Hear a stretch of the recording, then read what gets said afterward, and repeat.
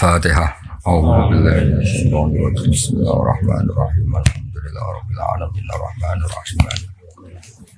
Shiratal ladzina an'amta 'alaihim ghairil maghdubi 'alaihim waladdallin. Gampang.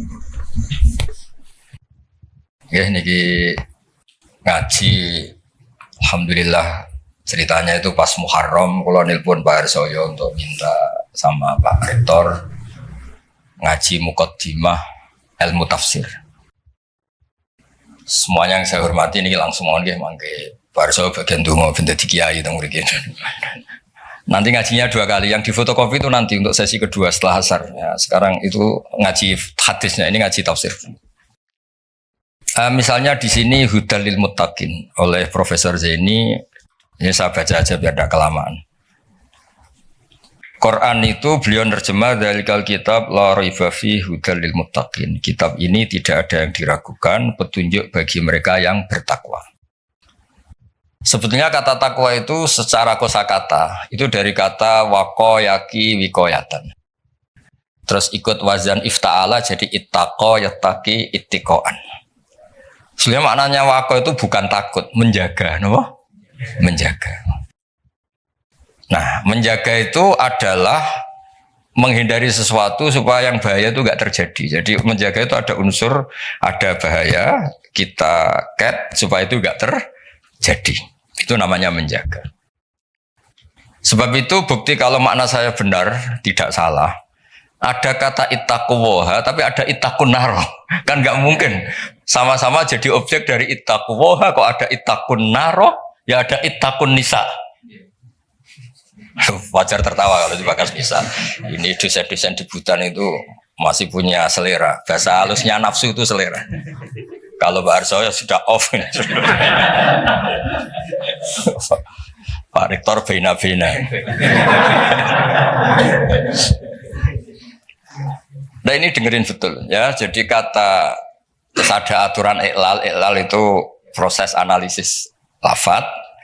Terus jadi ittaqo. Terus kiai Jawa supaya gampang dimaknani wedya sira ing Allah. Lho Allah itu zat yang menyenangkan, Tuhan yang menyenangkan kok malah ditakutin. Nah, itu kan sebetulnya janggal.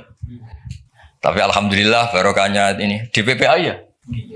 Enggak pati mikir ya enggak pernah janggal. Penting ada uang operasional jalan. Yang jalan jangan hanya uang operasional. Dakwahnya juga jalan. Kayak Universitas Islam itu yang jalan jangan insya Allahnya Islamnya. Ya relax saja ini karena nanti ngaji itu lama sampai maghrib nanti. Nanti jeda asar terus ngaji hadis. Ini ngaji tafsir. Bukti kalau teori saya benar ini tak bacakan sekian kitab. Urusan takwa tadi, takwa itu maknanya apa? Menjaga. Jadi taqwa itu Allah itu jaga. Eksistensinya jaga. Eksistensi Allah dia jaga itu Pak Rohidin misalnya dimulai kita berkampanye ngomong terus menerus bahwa Allah itu wajibul wujud awal atau qadim itu Allah disebut kalau dalam ngaji di pesantren qadim apa? Qadim. Kita harus yakin Allah itu satu, Allah itu al-ahadus somad satu. Itu kita jaga eksistensinya, jaga terkenalnya. Terkenal ini penting. Sebab itu ini cerita Pak Harsoyo, saya pernah debat kecil sama Profesor Zaini, termasuk sama Profesor Kures, tapi debat-debat saling melengkapi. Kul itu kan terjemahnya katakan. Itu di fikih Pak Harsoyo ada sedikit masalah karena iman itu sekedar bil lisan, dengan lisan itu tidak cukup, harus tasdik bil qalbi. Iman kan harus membenarkan sampai hati. Tapi kalau orang membenarkan di hati tapi lesannya enggak ngomong kan kita enggak tahu dia mukmin apa tidak. Jadi kalau diterjemah katakan itu tidak mewakili tasdik bil qalbi, keyakinan hati. Kalau diterjemah yakinilah tidak mewakili hukum formal, hukum syariat lah bahwa sesuatu itu harus dikatakan. Terus saya guyon begini, saya masih ingat usul ke Profesor Zaini, buat gini aja. Katakan dan yakinlah. Tapi bahasa kul itu enggak ada yang katakan juga yakini. Bahasanya enggak cukup, Pak. Nah, akhirnya kita butuh seni ngelola agama ini. Ternyata katakan itu penting karena anak kita tahu tauhid, barokahnya bapaknya mengatakan Umat ngerti tauhid, barokahnya guru-guru mengatakan ada sosialisasi. Jadi berkahnya kata-kata itu kemudian orang lain bisa mendengar. Orang lain bisa meniru. Paham ya? Lagi-lagi itu juga menjaga Allah. Makanya ketika Nabi dakwah sirron sama Allah lama-lama disebut fasda bima tu'mar apa? Fasda bima tu'mar. Kebenaran itu harus muncul, harus dikatakan. Nah ini sambil ngopi. Yang ngopi ketua sukunya aja ya. Anak-anak itu nanti ngopi sendiri aja. Nanti kalau ada orang setara rektor, rektornya nggak terima. Masa rektornya ngopi tak loro banyak. Saya teruskan ya. Makanya ada kata ittaqun nisa. Jaga perempuan itu supaya jadi orang baik, jadi objek pelecehan, supaya pendidikannya cukup. Tapi juga ada kata ittaqun nar. Ittaqun nar itu jaga diri kamu supaya nggak masuk neraka. Juga ada kata ittaqul fitan. Kamu hindari fitnah-fitnah itu, prahara-prahara.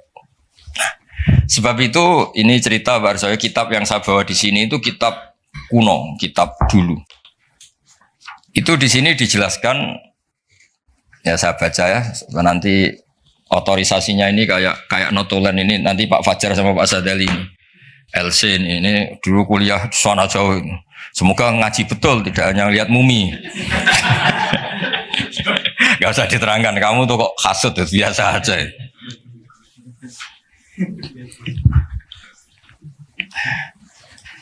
Nah, jadi takwa itu apa? Kata apa? Takwa ini di kitab saya halaman 36, tapi kayaknya Pak Fajar gak punya kitab ini. Nah, saya baca dulu ya, nanti difinalisasi sama ini, biar difoto nanti ya, teman-teman. Bismillahirrahmanirrahim. Darajatut taqwa khamsun.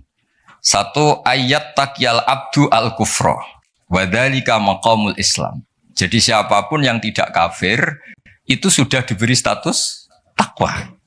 Karena dia menjaga dirinya tidak kafir. Jadi orang Islam yang enggak sholat, yang perilakunya masih enggak melakukan kewajiban, itu punya sisi takwa, tapi baru takwa syirki, menghindari syirik, menghindari ateisme. Ya.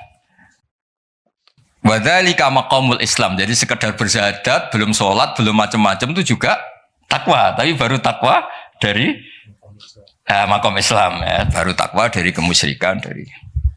Ini saya persaksikan dulu biar difoto Pak. Yang foto kok apa dulu? Ahli IT itu.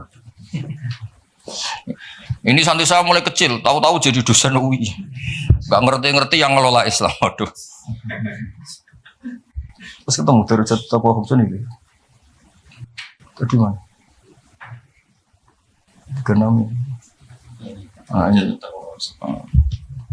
Ya nanti kalau ingin referensinya minta tolong Pak Fajar ya, gratis ya. Kalau minta uang haram. Sudah ketemu?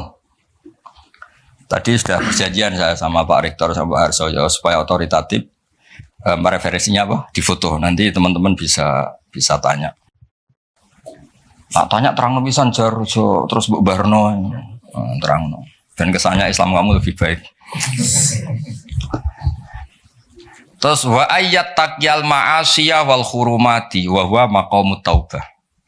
Juga menghindari semua bentuk maksiat. Nah, itu sudah maqamut taubah. Memang dia menghindari hal-hal yang buruk. Terus ini yang ketiga yang naik kelas lagi wa ayat taqiya asyubuhati wa huwa maqamul wara. Bahkan hal-hal yang syubhat saja dijauhi. Meskipun enggak banget haram tapi sekedar remang-remang dijauhi.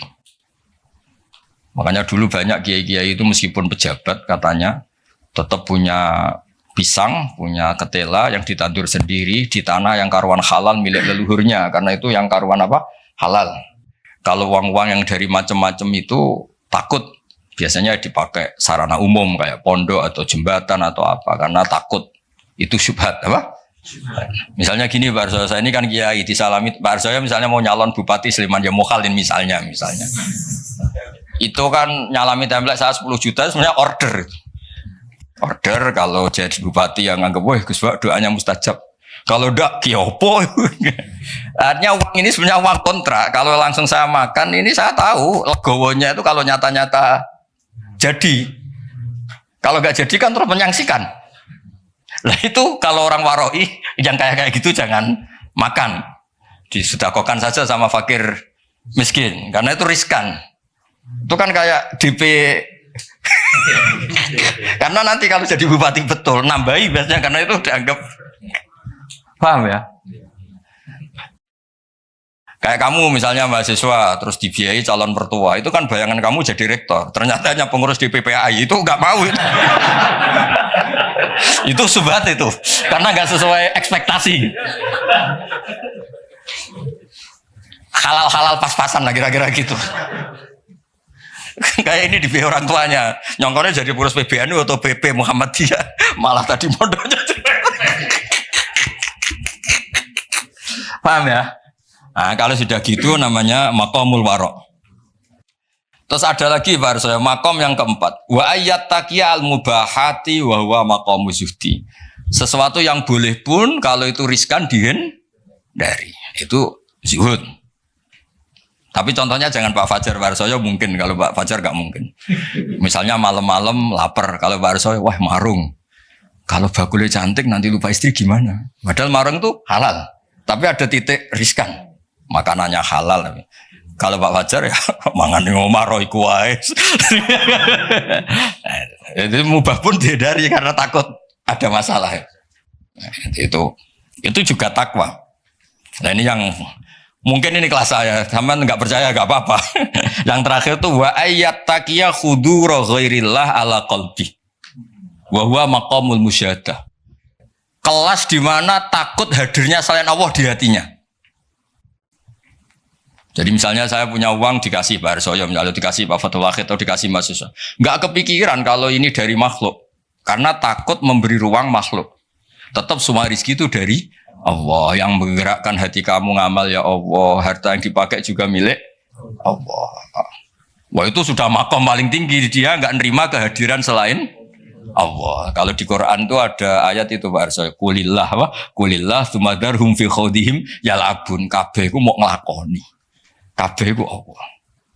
Jadi Pak Fatul Wahid suatu saat kalau makomnya sudah kayak saya jadi rektor bukan karena saya profesor, bukan karir saya. Kabehku Allah. Kalau sekarang belum mau masih jumawa. Tapi suatu saat saya pasti mau ya. Pasti mau. Baru saya dulu pas rektor juga masih belum begini. Pas sudah ndak ini sudah mau ke kelas nomor 5 ini apa? Menolak kehadiran selain Allah. Ini milih yang mana ini anak-anak ini mahasiswa apa? Mahasiswa. Wah berarti hidayatnya cek pas-pasan ini belum makomnya. Pokoknya ndak kafir dulu ya. Iya Pak Sedili ini pokoknya agak kafir dulu tadi.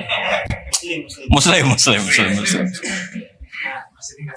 Tingkat satu ya. Sudah nomor 1 apa tingkat 1? Tingkat 1. Bahasa kerennya nomor 1. Ya, jadi saya pastikan makna saya itu benar, bukan karena saya sombong atau merasa apa-apa, karena ini referensinya jelas. Ini kan makanya saya tadi matur ke Pak Rektor, saya ngaji yang sangat otoritatif. Ya, satu menghargai UII sebagai kampus besar, apalagi pakai label apa? Islam. Itu jangan sampai Islamnya itu insya Allah ya, jadi Islam beneran apa? Islam beneran. Jadi sehingga di bab ini Pak Arsoyo sampai Nabi ngendikan, tapi bukan berarti menghalalkan seorang, ini hanya ngendikan mangqala la ilaha illallah dakhalal jannah wa in zana wa in saroko. Itu bukan mengesahkan perilaku buruk, itu bukan.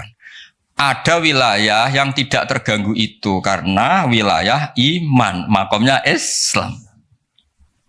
Saya kalau nyontohkan itu tidak pidana. Tidak pidana gini Pak Arsoyo, ada nyuwun sewu warga Indonesia korupsi atau nyopet atau maling, masih warga Indonesia enggak? Warga Indonesia, bahkan ketika di penjara pun dia tetap orang. Tapi kalau dia mengurus paspor ganti identitas, ganti warga, KTP-nya diganti, paspor ganti, benar-benar enggak warga Indonesia. Sama, orang kok merubah status Allah, tidak mengimani Allah itu tidak ada. Nah, itu berarti merubah status kehambaan dia, merubah status hambaan dia, nah itu baru kafir karena dia merubah status kehambaan. Tapi kalau baru salah, nyuwun sewu orang Islam, nyuwun sewu ada yang korupsi, ada yang nakal, ya dia tetap Islam, tapi yang jenis ini, jenis ini. Kalau dalam guyonan bapak saya itu orang Islam loro, ono sing umat Islam, ono Islam sing kumat. Nah ini yang yang nomor 2 itu apa? Islam yang kumat, tapi tetap Islam, tapi yang jenis apa? Kumat. Kumat itu pilintek itu. Agak masalah dengan dirinya. Ya clear ya. Nah, supaya Anda nanti kalau baca kata itu di hadis. Ada lagi bukti teori ini benar. Di surat Ahzab kalau nggak salah itu ada ayat gini. Ada yang hafal Quran enggak ini dari sekian? Hafal separuh-separuh lah. Coba ngaco-ngaco yang lamat-lamat lah. Yang hawasi. Coba ngaco aja lumayan nanti biar cari. Enggak akan saya tes sudah. Siapa Pak Sadili itu? Loh saya di UI itu lama, saya itu seangkatan Pak Harsoyo loh, khidmah UI itu. Ya di Quran kan ada ayat apa? Tsumma aurasnal kitab alladzina nastofaina min ibadina. Pertama yang disebut apa? Faminhum zalimul linafsi. Allah itu unik, kitab ini Quran tak wariskan sama orang-orang yang saya pilih. Pertama yang disebut apa? Sebagian mereka tapi ya zalim. Ya. Karena tadi ada zalim yang tidak ganggu iman. Ya tadi misalnya nyuwun sewu, ada copet, ada maling, ada orang-orang yang berbuat buruk.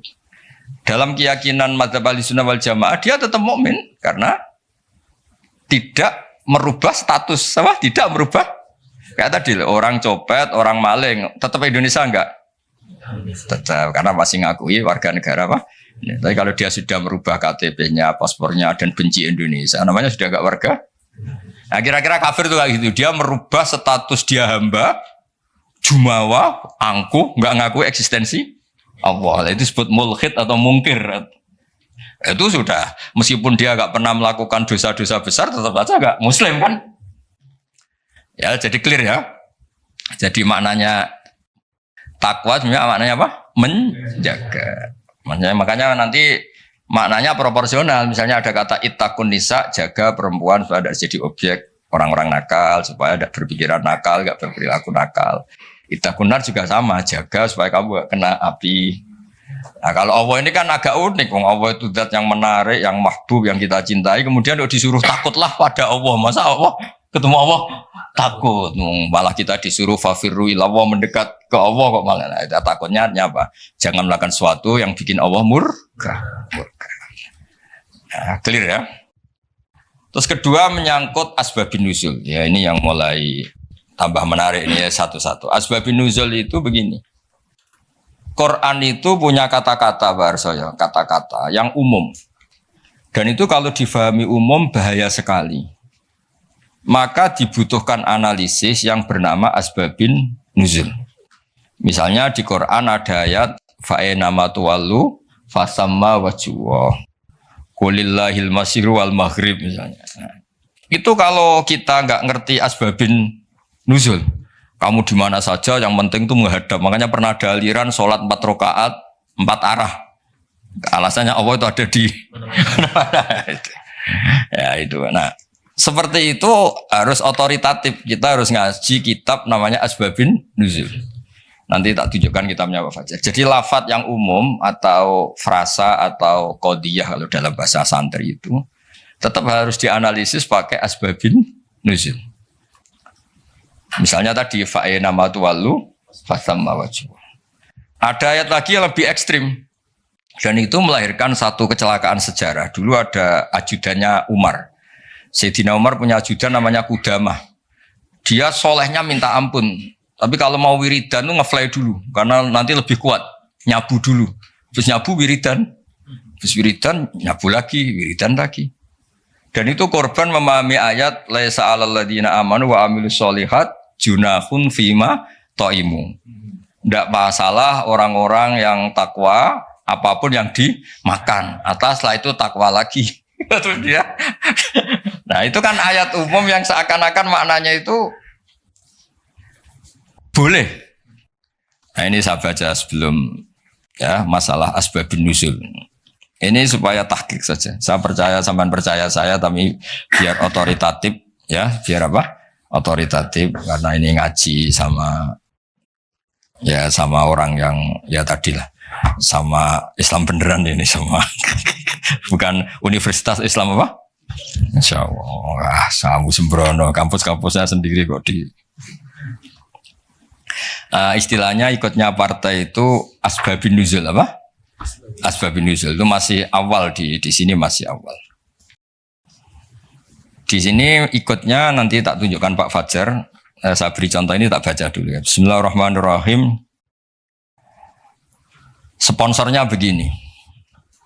Kenapa harus ngerti asbabun nuzul? Saya baca dulu ya. I'lam saat terusnya annal lafdhu qad yakunu aman wa yakumud dalil ala takhsisi. Lafadznya itu umum tapi orang tahu bahwa ini maknanya khusus atau kejadiannya khusus.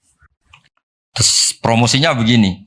Al-wukuf alal makna termasuk penting yang ngerti asbabun nuzul, kamu tahu yang digedaki wa izalatil iskal dan itu menghilangkan kejanggalan.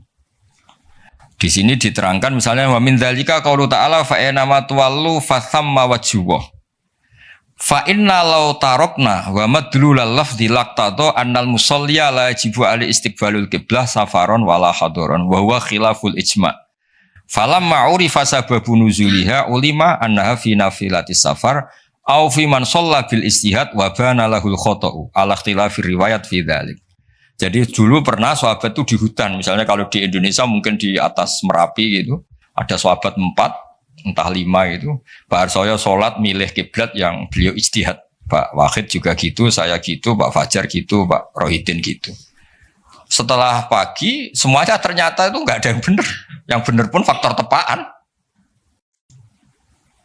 Nah, ternyata karena itu ijtihad yang salah dan sudah berusaha ngerti kiblat dan Allah akhirnya maklumi ya sudah ada apa-apa, ada usai ada niat kamu juga menghadap kiblat. Nah, fa'ina matuwal itu konteksnya itu ya, konteksnya itu kamu di mana saja menghadap di situ ada ridho Allah. Dan tidak ada hubungannya dengan pembolehan orang tanpa apa? Kiblat. Atau kedua finafilati safar. Nafilati safar itu kalau orang punya hobi sholat. Ya ini yang nggak kebayang bagi kamu-kamu itu. Muka-muka kayak kamu itu nggak kebayang.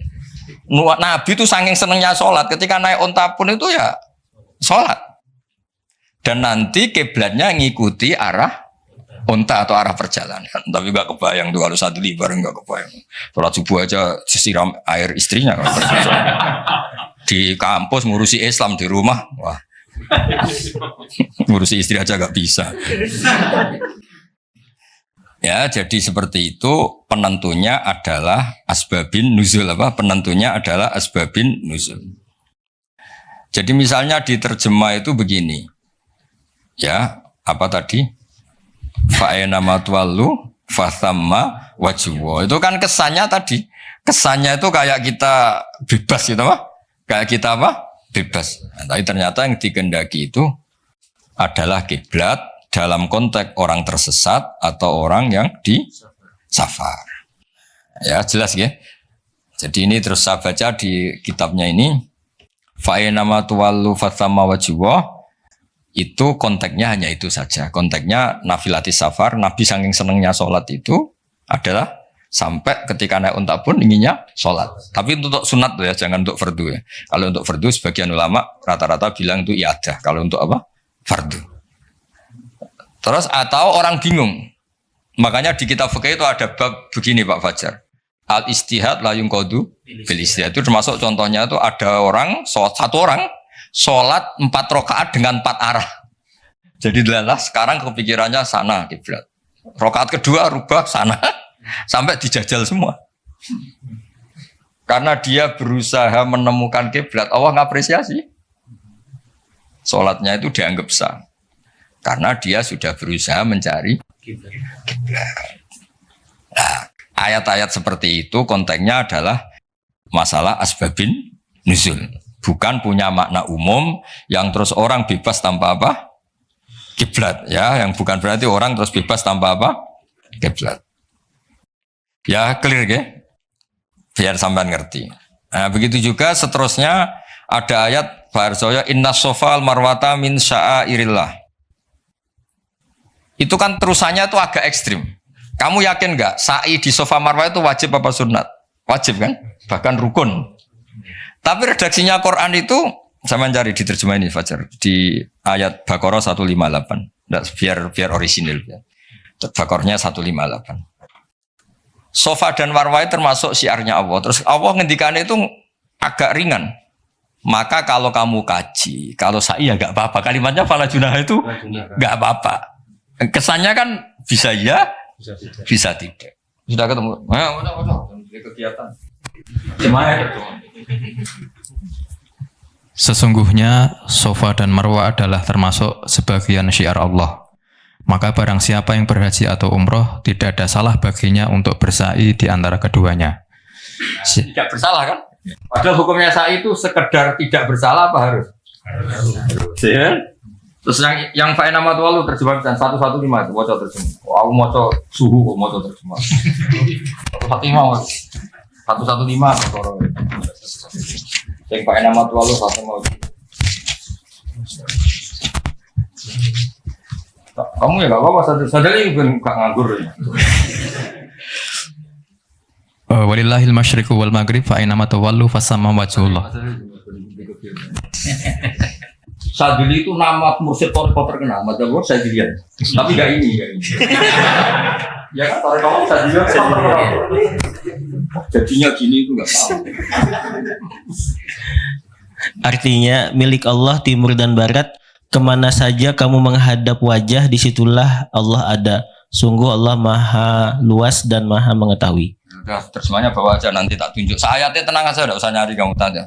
Tak kon boleh ayatnya yang nanti sesuk urip meneh mati sesuk mari meneh ra ketemu. Jelas ya, kalau menurut terjemah itu kan riskan bahwa orang bisa berpaham sholat itu kemana saja kan. Nah kalau fala junah itu kasusnya gini. Memang awalnya kasus, makanya saya tidak bilang asbabil wurud, tapi memang asbabil kasus. Dulu di antara rahasia kenapa sih Nabi itu 16 bulan, kila 17 bulan, pokoknya terpaut satu, kalau enggak 16, 17, di semua riwayat ahli hadis. Saya ulang lagi, di semua riwayat, Nabi itu disuruh Allah itu menghadap ke Baitul Maqdis, Baitul Muqaddas yang di Palestina itu. Karena itu kiblat Ibrahim, di situ ada sokhroh yang dulu dipakai Mi'raj. Itu sirinya, rahasianya. Kalau tadi Pak Rektor bilang asror tadi, rahasianya adalah di seputar Ka'bah itu ada 360 arca berhala. Sehingga Nabi kalau menghadap Ka'bah mau tidak mau otomatis juga menghadap berhala. Nah, di Safa dan Marwah, Safa Marwah kan dekat Ka'bah. Itu ada arca atau berhala namanya Isaf dan Nailah. Ya namanya siapa? Isaf dan Nailah. Berhalanya nama Isaf dan Nailah, bukan Sadali dan Fajar, ingat loh. Isaf dan Nailah. Ya ini relax saja biar. Nah, ketika Islam datang dan tidak membolehkan yang berbau gituan, itu terus mereka, ya Rasulullah kita ini mau tidak mau harus sa'i karena kita ini umrah atau haji, tapi harus melewati Isaf dan Nailah. Itu gimana? Apa dibatalkan saja kewajibannya? Ya, pertanyaannya itu apa dibatalkan saja? Karena harus melewati dua berhala tadi. Terus Allah menurunkan ayat, ya sudahlah ngitung yang hak saja. Yang hak adalah bahwa Safa dan Marwah faktanya adalah termasuk syiarnya Allah. Jadi ngitung itu hak. Maka kalau di situ terpaksa ada Isaf dan Nailah, nggak apa-apa. Maksudnya nggak apa-apa itu nggak menggugurkan kewajiban saya. Nggak apa-apa itu maksudnya diabaikan, apa? Ya. Diabaikan itu. Yang diabaikan berhalanya. Berhalanya. Ya ibarat gini, ini cerita mungkin para sahabat nggak pernah dengar karena ngaji sama kiai NU baru tenanan sekarang. Kiai pesantren maksudnya bukan kiai NU, kiai pesantren. Dulu itu ada kiai khusyuk. Dulu kan masih banyak orang khusyuk. Kalau sekarang kayaknya susah. Itu gak mau haji karena ngerti kalau di pesawat itu mesti ketemu pramugari cantik. Udah cantik ya gitulah, menarik. Takut betul kalau orang khusyuk ini kan, kalau kamu gak kebayang takut kan. Sampai beliau tuh hampir fatwa, gak mewajibkan haji. Beliau meyakini, wah kalau haji Gus lewat bank ya transaksinya gini, nanti di pesawat ketemu orang-orang cantik, wah itu haram gini.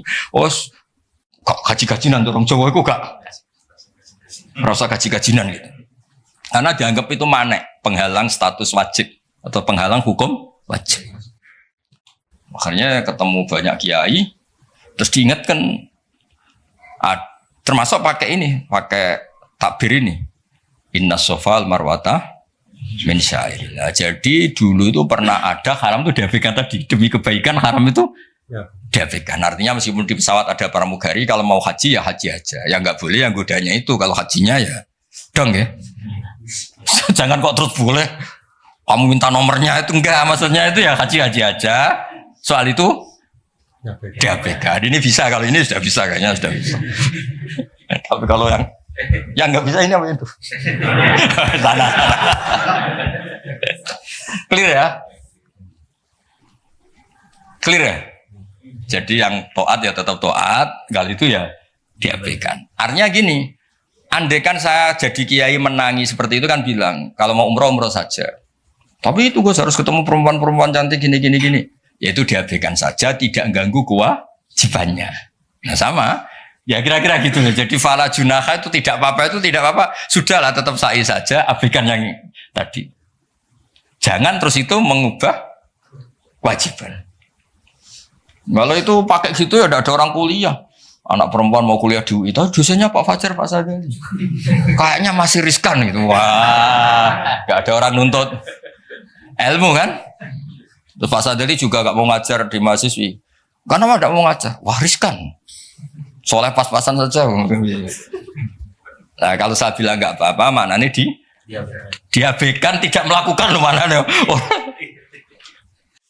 Ya clear ya, itu penemunya atau penentunya juga mengenali asbabin nusyuk. Saya baca ya. Wa min dalika qaulu ta'ala inna sofal marwata min sya'airillah fa inna dhahira lafdhiya la yaqtadi anna sa'ya fardun. Ya kalau melihat secara lafaz kan sa'i itu berarti tidak fardu kan, Allah hanya bilang tidak apa-apa. Nah, terus walhasil wa qadrat Aisyatu ala Urwah fi fahmi dzalik bisa babi nuzuliya wa huwa anna sahabata ta'assamu dari kata asima ya, asima itu dosa ya, ikut wazan tafa'ala jadi ta'assama apa? Ta'assama itu merasa dosa ya, anna sahabata ta'assamu binasai bainahuma li'annahu min amalil jahiliyah, karena pernah ada tadi isab dan lain. Foto sih bocor. Tak tuduh bener kesuwen. Ana sahabat atas. Ya nanti nagih Pak siapa? Fajar sama Pak Sadili sama Pak Nanang yang ngurusi apa? Islam. Ngurusi Islam di UI bukan di sini. Di sini saya yang ngurus.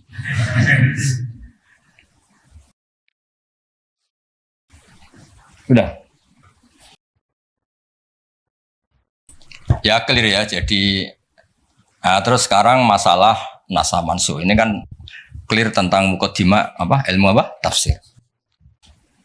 Nama nasa mansuh itu kelihatan datar tapi itu urgen sekali karena agama sebagai aturan ya atau solusi mau tidak mau kan bersentuhan dengan hukum sosial yang tidak akidah. Saya tadi sudah matur Pak Arsoyo, agama yang tidak akidah itu kan bersentuhan dengan hukum sosial.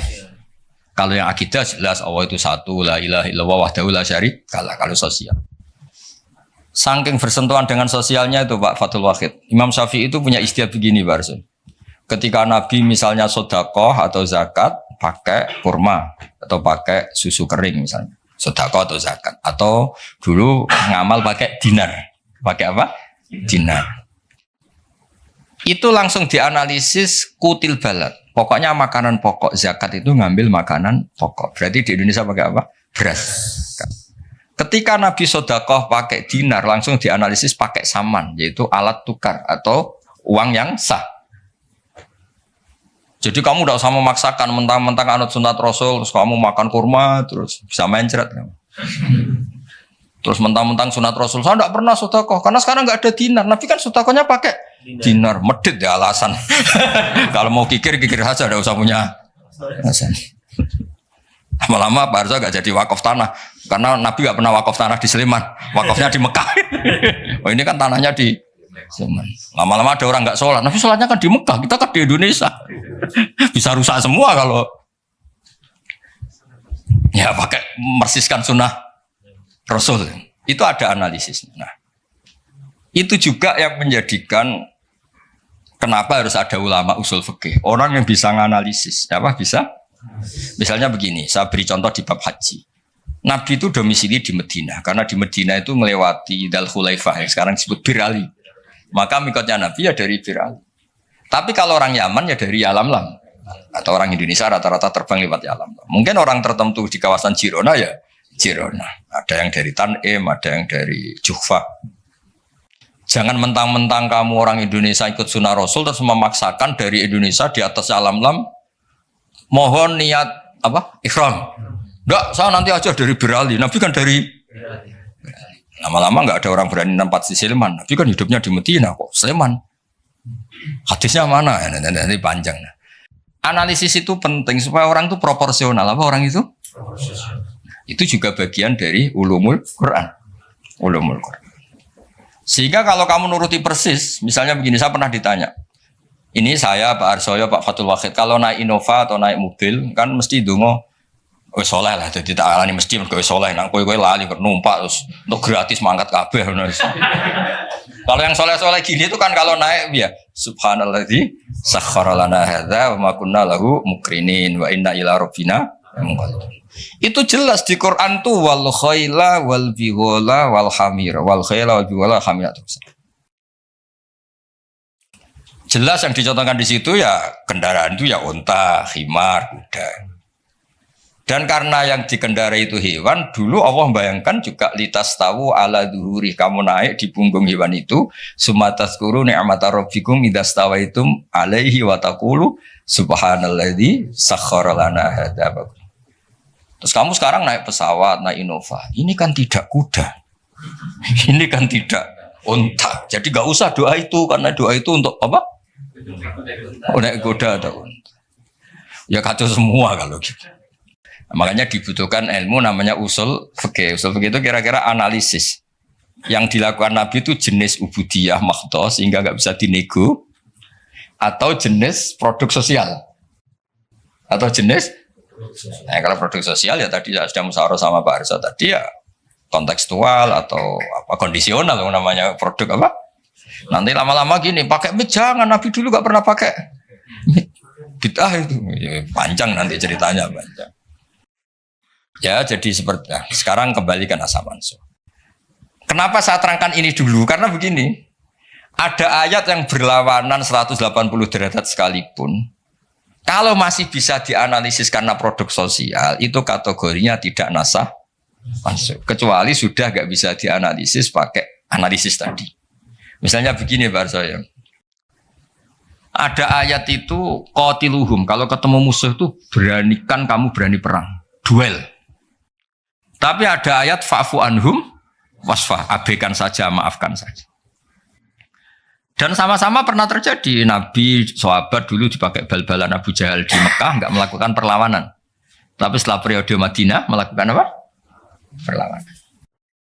Kata banyak ulama, seperti itu golek nang bab nasaman golek ini. Seperti itu produk analisis. Ketika Nabi lemah dan jumlahnya baru 6, baru 10, kan nggak mungkin ada perintah boleh perang atau harus perang karena ini nggak realistis apa? Nggak realistis. Sehingga ayat-ayat Makkiyah rata-rata ya produknya fa'fu anhum wasfa, maafkan saja, ya. Paham ya?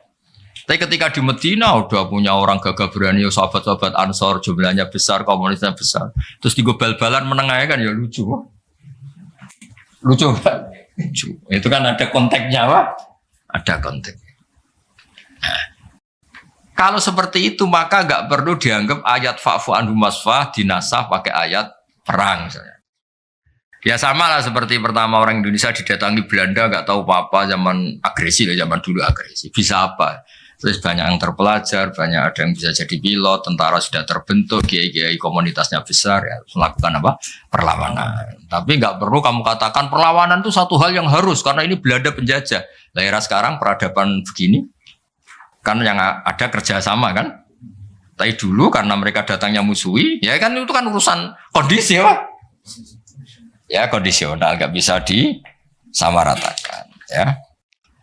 Nah, saya baca ya, masalah nasa mansuh itu. Nasa mansuh itu komentarnya harus persis seperti saya ini, itu baru benar. Kalau enggak rapati benar. Ayat yang berlawanan tadi, jika konteksnya itu bisa dianalisis kondisional, maka masalahnya bukan nasah. Nasah mansuh itu ralat hukum. Nah, kalau yang enggak kondisional kayak tadi, Nabi pernah menghadap Baitul Maqdis, terus dipindah ke Ka'bah. Sampai sekarang ya harus Ka'bah. Dulu iddah ketika orang ditinggal mati suaminya, pernah iddah itu 1 tahun. Wasiyatal li azwajihim mata'an ilal hauli ghaira ikhraj. Berarti pernah iddah berapa? Setelah itu dinasah ya tarabbas nabi anfusihinna arba'ata asyuri wa asyra. Jadi 4 bulan 10 hari. Lah itu nasah mansuh karena nggak bisa dianalisis secara apa? Sosial. Ini kalau baca ya, yang bisa dianalisis secara sosial. Asalisu ma umira bihi li sababin summa yazulu sababu. Kal amri khinad du'fi atau khinad du'fi wal qillati bisabri was-safhi. Summa nusikha bi ijabil kital. Wa hadza fil haqiqati laisa naskhon. Apa laisa naskhon? Karena bisa dianalisis asal usulnya. Ya ini biar difoto itu apa ini? Mulai ini umiro li sababin ini. Foto dulu nanti biar ada yang tanya itu.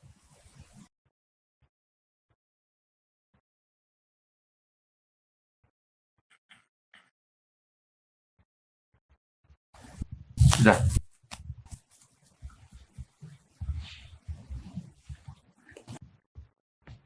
Nah sehingga kiai-kiai Jawa ketika meskipun ngaji Jalalain, ngaji kitab Jalalain, tafsir Jalalain, kan sering ada ayat misalnya lakum dinukum waliyadin, kadang sebagian dikomentari mansukhun fi ayatis saf atau fi ayatil kital.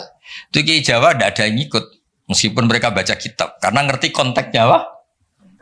Ya, misalnya kita dulu ketika Jepang datang ke sini itu memang jajah, ya kita bilang ada revolusi jihad, misalnya resolusi jihad, ada resolusi jihad. Misalnya. Dulu Mbah Hashim, Mbah Ahmad Dahlan juga sepakat melawan penjajahan, apa ngelawan? Jadi ketika di kesini studi banding atau kesini tukar ilmu ya nggak ada masalah kan? Bahkan di Quran sudah diumumkan wa in ahadum minal musyrikin astajaruka ya fa'ajirhu hatta yasma'a kalam Allah. Ya, kalau ya kan ya tadi konteksnya beda. Ya konteksnya itu beda. Kemarin saya jagongan itu sama Pak Alwi Shihab, adiknya Pak Kures, kan dulu pernah Menteri Luar Negeri. Kata beliau, sekarang Gus ngomong rekonsiliasi cek susahnya, alasannya ngenang masa dulu. Nah, masa dulu ya ada yang sekarang nggak mungkin. Dulu pernah kan ada istilah zaman dulu pernah sedikit konflik dengan Malaysia, Pak Karno bilang ganyang. Nah, masa sekarang kan ya jelas enggak itu. Itu kan konteksnya beda. Dulu Mbak Hashim, Mbak Madalan bilang resolusi jihad. Nah, sekarang kan enggak. Malah anak-anak ini nunggu ada beasiswa ke sana. Enggak belajar malah dulu ayah Amsterdam. Untuk bal-balan. Apapun itu kan yang seperti itu kategorinya itu ma'uzila li sababin, ma'uzila li sababin. Jadi hilangnya bukan karena hukum nasa manso, tapi karena sebab yang berbeda. Saya tadi jagoan Pak Warsoyo, dulu tuh orang, kiai-kiai termasuk buyut-buyut itu ngaramkan orang pakai pantolan ya, pakai celana, pakai apa itu? Dasi. Karena itu londo itu. Mantas sababi komen bahwa minum. Ya pernah kan ada era gitu. Lah sekarang rektor Universitas Islam Indonesia pakai celana, pakai dasi. Londo itu kalau dulu tuh. Sekarang enggak. Sekarang kalau pakai sarung malah dianggap wow, masalah kan. Kecil saya masih ingat orang pakai sarung tuh nggak dianggap sunat karena dulu katanya cerita dulu uang sing nganggo sarung kalau piok kalah terus kemulan turun yang rondan dari dulu pernah lo ya tak cerita kuno dulu tuh orang kalah main loh ini saksinya banyak ini kan dulu sarung pernah ya nasibnya gitu pernah ya sekarang saja sarung jadi simbol pakaian apa santri dulu gak ya masih ingat ya cerita itu Upyo kemulan semain kalah kemulan tidur dia mah cakro. Ya terus jangan bilang oh ini sarung simbol orang kalah apa main kalah judi gitu. Jangan sekarang konteksnya beda. Nah itu nggak perlu kamu analisis pakai nasa maksudnya kalau suatu saat Anda baca ayat yang konteks maknanya kok beda sama sekali, enggak langsung boleh dianalisis itu nasa langsung bisa aja konteksnya beda. Ya kira-kira gitu harusnya. Jadi di sini redaksinya ma'umira bihi li sababin summa yazulus sabab. Saya contohkan tapi Pak Fajar enggak usah tersinggung. Misalnya kenapa sih Nabi itu banyak yang poligami? Orang di nikah Nabi itu bangga. Mertuanya ya bangga, iparnya ya bangga, umatnya ya bangga. Saya tak tahu yang kamu nikah itu bangga apa enggak poligami. Sehingga dulu namanya Juwairiyah itu dulu ketangkep ketika perang. Wah itu orang Bani Mustalik itu bencinya sak boleh sama Nabi. Kelompoknya Nabi juga benci sama Bani Mustalik. Setelah Juwairiyah itu dinekah Nabi, semua tawanan sahabat yang di Bani Mustalik dilepas. Azharu Rasulillah, ini keluarga besan. Yang sahabat juga ngelepas Bani Mustalik karena keluarga Bunyainah ini sekarang itu keluarga besar. Nah, maksud saya cerita saja, ada usaha itu, gak usah cerita saja. Cerita aja cerita, maksudnya cerita. Kalau kamu poligami itu kira-kira istri kamu, mertua kamu, ipar kamu bangga apa? Nek. Maksud saya bukan masalah boleh tidaknya, kalau bolehnya boleh, lelaki itu boleh nikah berapa? 4. Loh bukan berarti. Gak maksudnya kalau kamu merasa sunat-sunat banget itu perlu dipertanyakan di bolehnya boleh, tapi kalau merasa apa? Sunah-sunah banget itu konteksnya itu dong ya. Sudah usah diterusin itu banyak yang nggak siap. Inginnya yang di belakang tuh kalau boleh boleh aja Gus, nggak usah catatan kan gitu. Syarat dan ketentuan berlaku.